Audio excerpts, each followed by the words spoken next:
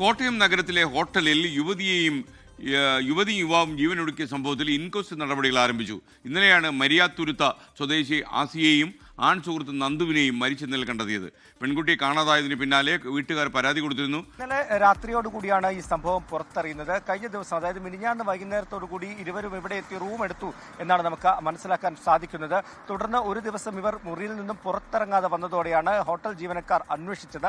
അപ്പോഴാണ് മുറി അകത്ത് നിന്ന് പൂട്ടിയതായിട്ട് കണ്ടെത്തിയത്. തുടർന്ന് ഈ ഒരു പരിശോധന പോലീസിനെ വിളിച്ച് വിശദമായിട്ടുള്ള പരിശോധനയിലേക്ക് കടക്കുകയായിരുന്നു. ആ പരിശോധനയിലാണ് റൂമിന്റെ ഫാനിൽ കെട്ടിത്തൂങ്ങിയ നിലയിൽ ഇരുവരെയും തൂങ്ങി മരിച്ച നിലയിൽ ഇരുവരെയും കണ്ടെത്തിയത്.